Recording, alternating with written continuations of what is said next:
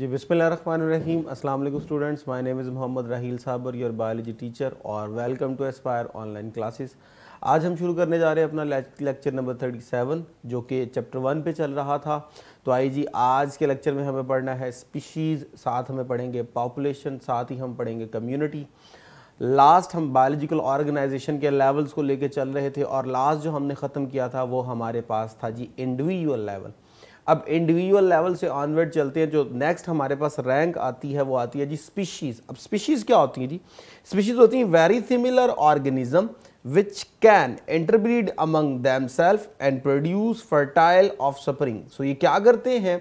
ऐसे ऑर्गेनिज्म होते हैं जो आपस में क्या होंगे, पहली बात तो सिमिलर होंगे, मीन सारे ह्यूमन बींग्स हैं, सारे के सारे डॉग्स हैं, सारे के सारे कैट्स हैं, सारे के सारे जो हैं वो रैबिट्स हैं। तो एक ही जैसे जो है वो ग्रुप से क्या कर रहे होंगे, ये ताल्लुक रखे होंगे और इनके क्या होगा, can be interbreed among themselves, ये आपस में क्या कर सकते हैं, सेक्सुअल रिप्रोडक्शन कर सकते हैं।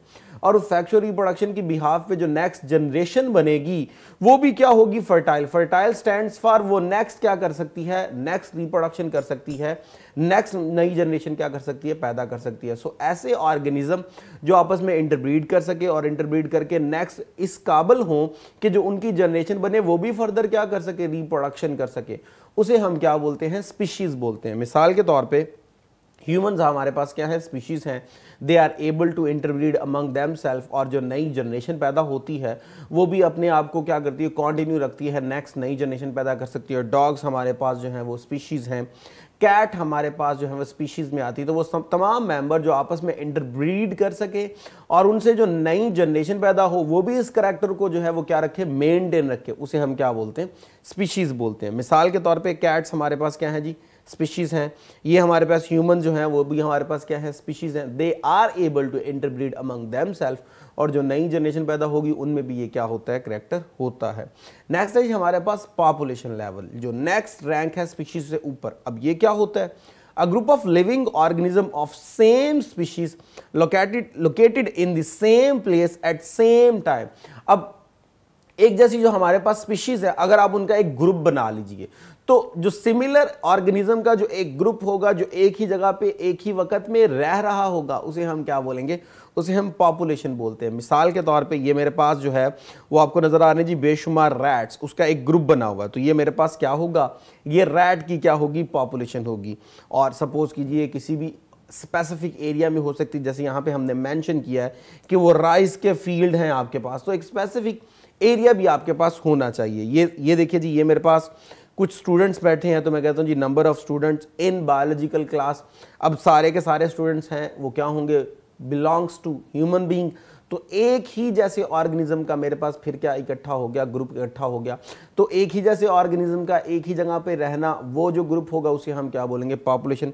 बिल्कुल इसी तरह ये चेक कीजिए जी, ये मेरे पास जो है वो क्या है, ह्यूमन पॉपुलेशन है ऑन रोड। तो ये आपके पास जो है ह्यूमन पॉपुलेशन जो है वो एक सिटी के अंदर, ये भी आपके पास किसकी एग्जाम्पल है, पॉपुलेशन की। तो सिंपल एक ही स्पीशी के ग्रुप को हम क्या बोलते हैं, पॉपुलेशन बोलते हैं। नेक्स्ट है जी आपके पास, population is higher level of biological organization than organism. तो अगर हम अपने इन लेवल्स में देखें तो इन लेवल्स में हमारे पास जो लास्ट पिछले लेक्चर में हमने कंप्लीट किया था वो आखिरी था ऑर्गेनिज्मिक लेवल। अब स्टूडेंट ऑर्गेनिज्मिक लेवल से ऊपर वाले रैंक में है तो आपके पास क्या आएगा, स्पीशीज। अब स्पीशीज से ऑनवर्ड चली तो आपके पास क्या आएगा, ऑर्गेनिज्मिक लेवल के जो बड़ा रैंक है वो आपके पास क्या आएगा, पॉपुलेशन लेवल। तो पॉपुलेशन लेवल का जो रैंक है वो ऑर्गेनिज्मिक लेवल से क्या होता है, बड़ा होता है। सपोज ये देखिए जी, हमारे पास टिश्यूज का रैंक था, तो अगला रैंक हमारे पास किसका था, ऑर्गन का, जो कि बना by the joining of the tissues. Next हमारे पास रैंक किसका था, ऑर्गन सिस्टम का, जो कि बना by the joining of the organ. तो नेक्स्ट रैंक किसका होगा, इंडिविजुअल का, जो कि बना by the joining of the organ system. तो अब हमारे पास रैंक कौन सा जो हम डिस्कस करने जा रहे हैं वो है जी पॉपुलेशन। तो पॉपुलेशन जो है वो हायर रैंक है देन इंडिविजुअल लेवल। सो ऑर्गेनाइजेशन में हम आगे बढ़ते जा रहे हैं। नेक्स्ट है जी हमारे पास एट्रीब्यूट्स ऑफ पॉपुलेशन। अब स्टूडेंट एट्रीब्यूट्स क्या होते हैं, स्पेसिफिक कैरेक्टरिस्टिक्स होते हैं। जैसे ना अभी हमने जब लास्ट लेक्चर पढ़ा इंडिविजुअल, तो हमने कहा जी हर इंडिविजुअल के कुछ कैरेक्टरिस्टिक्स हैं और वो उस इंडिविजुअल को सेपरेट करते हैं from the member of the same species and from the members of the different species. और वो करेक्टर आपने कहा जी साइज हो सकता है उनका कलर हो सकता है, उनका इंटेलिजेंसी हो सकता है, और भी डिफरेंट कलर होंगे जो डिफरेंट जो है वो करेक्टरिस्टिक्स होंगे जो उनकी बॉडी में है। बिल्कुल इसी तरह अब जब आपने नेक्स्ट रैंक की तरफ आया पॉपुलेशन, तो पॉपुलेशन के भी कुछ करेक्टरिस्टिक्स हैं, इनके अंदर भी कुछ फीचर्स हैं जो इन्हीं के अंदर होंगे, कहीं और नहीं होंगे। सो आइए जी देखते हैं वो फीचर्स कौन से हैं। Number 1 gene frequency. अब जीन फ्रीक्वेंसी क्या होता है, आपके पास आपने जेनेटिक्स पढ़ा होगा तो आपने पढ़ा होगा कुछ जीन्स हमारे पास डोमिनेंट होते हैं, कुछ जीन हमारे पास रिसेसिव होते हैं। तो एक पॉपुलेशन है आपके पास, उस पॉपुलेशन में कुछ आपके पास डोमिनेंट जीन है, कुछ आपके पास रिसेसिव जीन है, कुछ होमोजाइगस फॉर्म में है, कुछ हेट्रोजाइगस फॉर्म में है। तो उस गिवन जनरेशन के अंदर कितने परसेंट डोमिनेंट है, कितने परसेंट रिसेसिव है, कितने परसेंट होमोजाइगस डोमिनेंट है, कितने परसेंट हेट्रोजाइगस स्टेट में है, इन तमाम परसेंटेजेस को फाइंड करना, ये हमारे पास क्या कहलाता है, जीन फ्रीक्वेंसी कहलाता है। नेक्स्ट है जी gene flow. Gene flow stands for transfer of gene to the next generation. अब देखिए ना, नेक्स्ट जनरेशन जो पैदा हुई, आप में से कौन कौन से जीन जो थे वो नेक्स्ट जनरेशन में गए, कौन कौन से ऐसे जीन है जो नेक्स्ट जनरेशन में नहीं गए। So transfer of gene from one population to another population known as gene flow. ये हमारे पास एट्रीब्यूट है, करेक्टर है किसका, पॉपुलेशन का। नेक्स्ट है जी एज डिस्ट्रीब्यूशन। अब एज डिस्ट्रीब्यूशन क्या होता है, एक गिवन पॉपुलेशन है आपके पास, सपोज कीजिए मैं ह्यूमन की बात करता हूं और मैं पाकिस्तान की पॉपुलेशन की बात कर लेता हूं।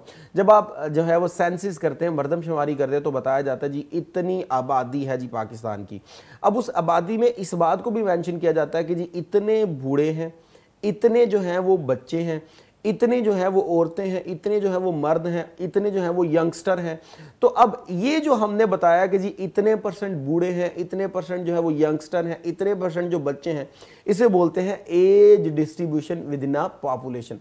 अब इससे अच्छा खासा फायदा क्या होता है, देखिए आपने पॉपुलेशन ली और पॉपुलेशन में आपने बता दिया जी हमारे पास इस गिवन पॉपुलेशन में 60% जो है वो बूढ़े हैं और हमारे पास जो है वो 30% यंगस्टर है, 10% जो है वो बच्चे हैं।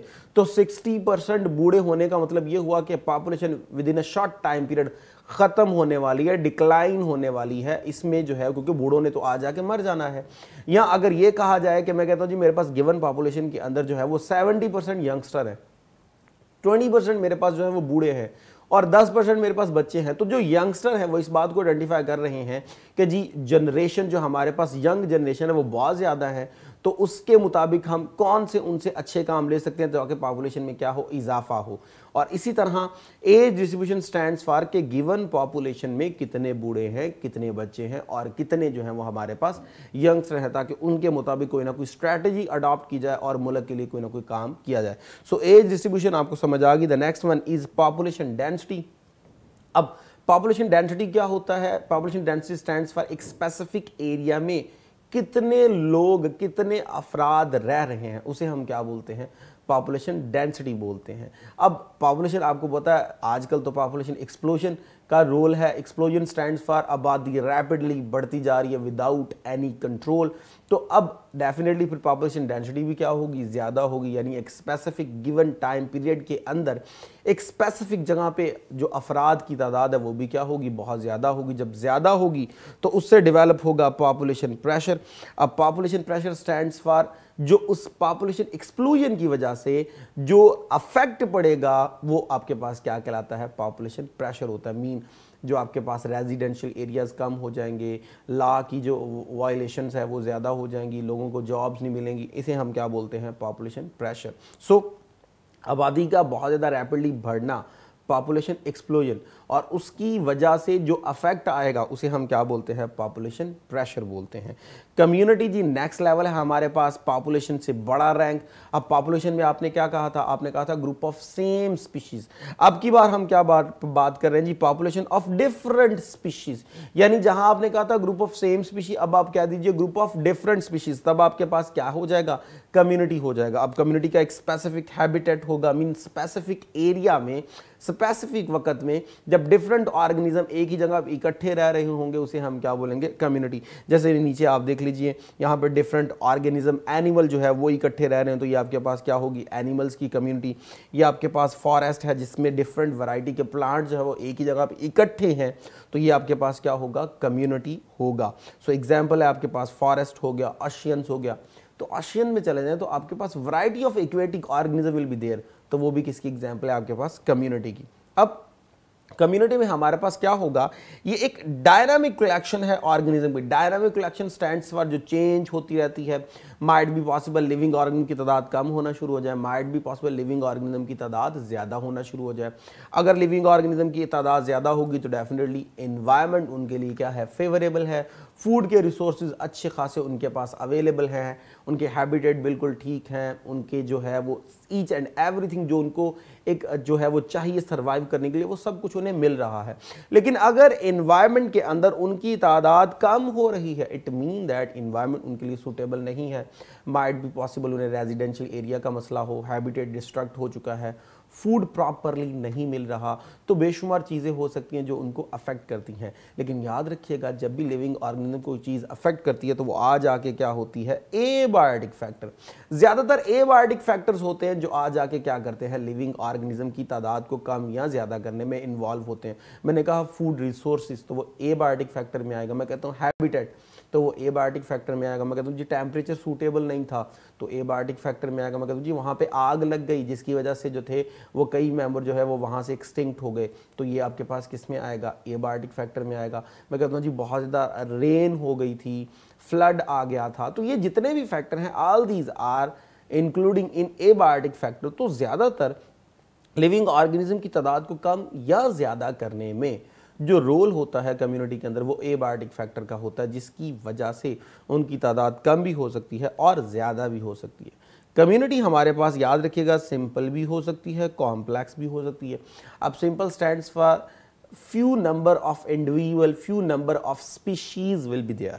और अगर मैं बोलता हूँ कॉम्प्लेक्स, तो उसमें क्या होगा, उसमें बड़ी कॉम्प्लेक्स वैरायटी की क्या होगी, स्पीशीज़ होंगी। सपोज़ कीजिए मैं कहता हूँ मेरे पास एक एरिया है, उस एरिया में जो है वो कुछ गाय भैंसें रहती हैं, कुछ पौधे हैं और साथ जो है वो क्या है जी, ह्यूमंस हैं।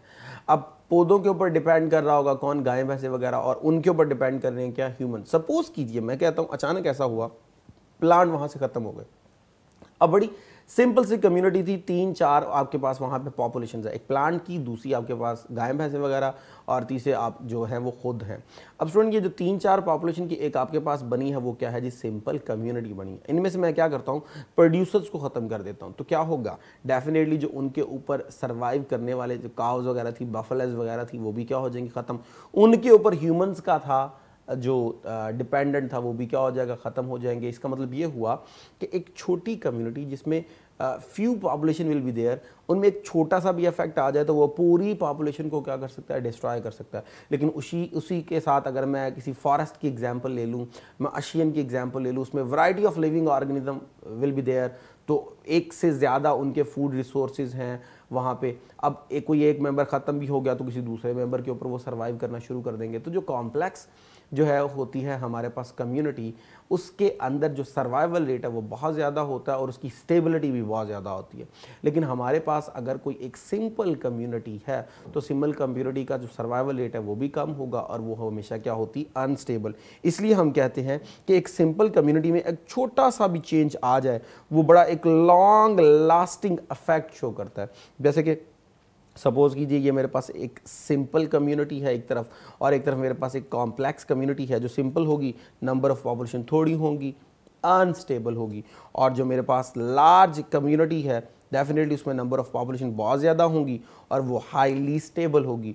नीचे उनकी एग्जांपल है इधर फॉरेस्ट और पॉन्ड्स वगैरह, और इधर आपके पास जो है वो डेड ट्री वगैरह या फॉलन जो है वो लॉग्स वगैरह। अब जितनी ज़्यादा सिंपल कम्युनिटी उतनी ज़्यादा उसकी जो है वो स्टेबिलिटी के चांसेस कम होते हैं, क्योंकि 3-4 हैं, तीनों चारों एक दूसरे पर डिपेंड कर रहे हैं। कोई एक ख़त्म हो गया बाकी सारे क्या हो जाएंगे, ख़त्म। लेकिन जितनी ज़्यादा कॉम्प्लेक्स होगी उसमें जितनी ज़्यादा स्पीशीज़ होंगी, जितनी ज़्यादा पॉपुलेशन होगी, उतना ज़्यादा उनका स्टेबिलिटी रेट क्या होता है, बढ़ता रहता है। सो नेक्स्ट जी हमारे पास ऑर्गेनिज्म के इंटरेक्शंस। अब ये क्या है, देखिए स्टूडेंट मैंने अभी कहा कि हमारे पास जो कम्युनिटी है उसमें variety of living organism will be there. अब जब variety of living organism will be there then they must have specific kind of interaction among themselves. अब वहाँ पे हर्बीवोर्स हैं, कॉर्निवोर्स हैं, ओमनिवोर्स हैं, पैरासाइट्स हैं और बेशुमार ऑर्गेनिज्म हैं।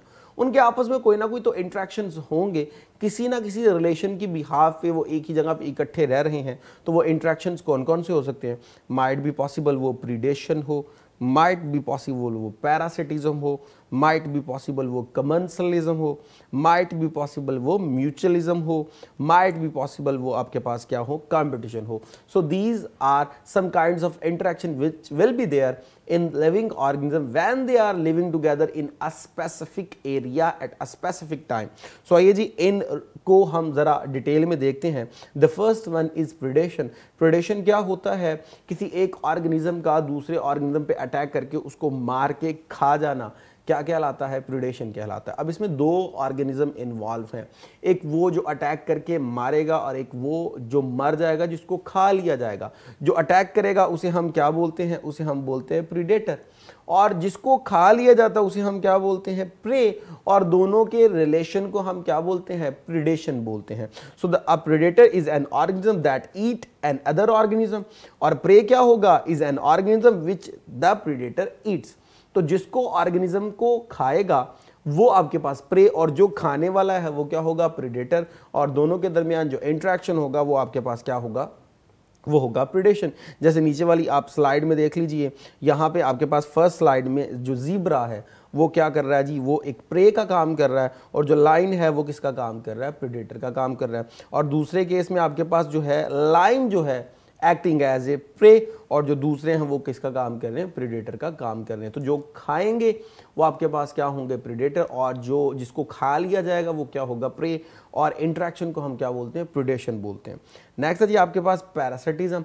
अब पैरासिटिज्म क्या होता है? Parasitism an organism that live in और on another organism and take it nourishment from that organism and must harm to it. एक ऑर्गेनिज्म दूसरे ऑर्गेनिज्म से फूड ले रहा है, माइट भी पॉसिबल उसकी बॉडी के अंदर रह रहा है, माइट भी पॉसिबल उसके बॉडी के ऊपर रह रहा है. अगर तो वो बॉडी के ऊपर रह रहा है और बाहर से फूड ले रहा है, जैसे कि ये आपको नजर आ रहा है, तो इस केस में हम बोलते हैं एक्टोपैरासाइट.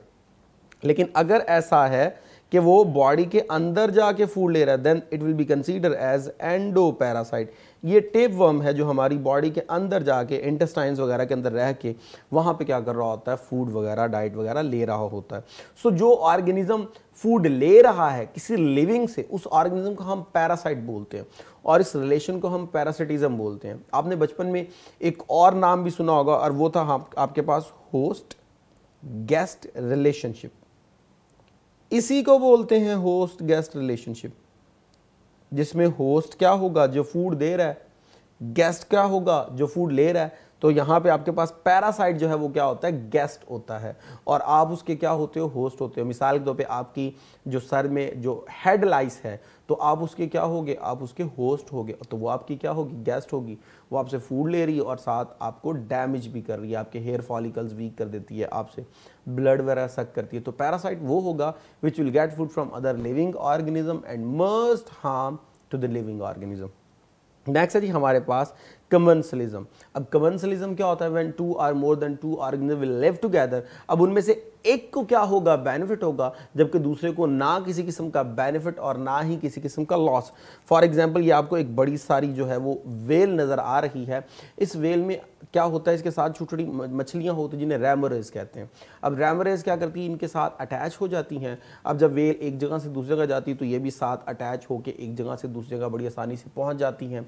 वेल जो है अगर किसी चीज़ का जो है वो क्या करेगी? शिकार करेगी और उस चीज़ को खाएगी, तो उसका बच्चा कुच्चा क्या करती हैं? ये छोटी मछलियाँ खा लेती हैं. अब वेल को कोई किसी किस्म का इनसे कोई नुकसान नहीं है, किसी किस्म का कोई इनसे फ़ायदा नहीं है. लेकिन छोटी मछलियों को अच्छा खासा इससे फ़ायदा है कि आसानी से वो एक जगह से दूसरी जगह ट्रांसफ़र भी हो रही हैं, और उनको जो है वो अच्छी खासी डाइट भी मिल जाती है जो ये छोड़ देती हैं.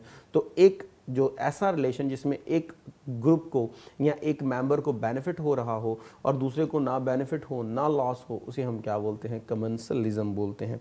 The next one is mutualism. Mutualism mean जिसमें दोनों पार्टीज को क्या हो रहा हो? बेनिफिट हो रहा हो. So in relationship in which two organism benefit from each other.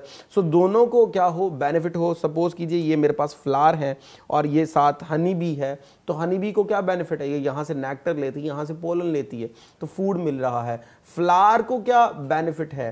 तो ये फ्लावर की पॉलिनेशन में क्या करती है? हेल्प करती है, रिप्रोडक्शन में हेल्प करती है.